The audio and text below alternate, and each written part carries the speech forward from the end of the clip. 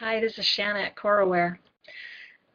One of the things that I came across last week was an article on are you better today than yesterday, and some ways to make sure that you always are better than you were yesterday. And that got me thinking about a number of things. One of those being, why do we feel like we need to constantly improve?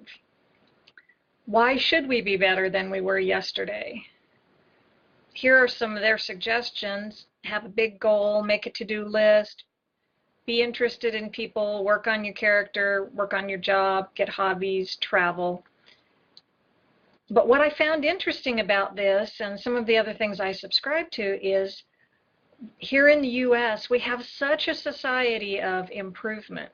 If you go to a bookstore, I know most of us buy online now, but if you do go to a bookstore, there's always a huge self-improvement section. In spite of the fact that an entire generation was raised thinking that they were special, some of the articles I've seen lately, we still have self-esteem issues. We still want to improve. I think there's a built-in drive for most of us to want to be better, to do better, to achieve.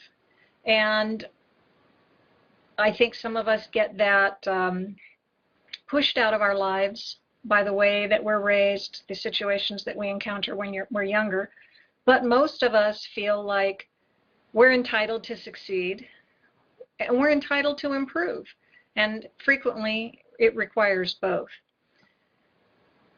I have a lot of self-improvement books. I can look back at the person that I was 15, 20, 30 years ago and realize how much I've changed. I think I've changed for the better. I've become a better friend. Hopefully I've become a better mother, a better daughter, a better sister, a better employee. I've certainly learned a lot, and I don't think those things would have happened had I not had that drive to improve. And I think that is built into most of our performance review systems in corporations. That drive to improve, to see things get better.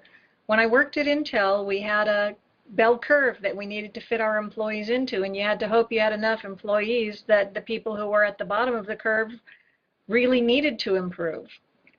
I know that in some groups they didn't. They were already really good, and you still had to fit the distribution.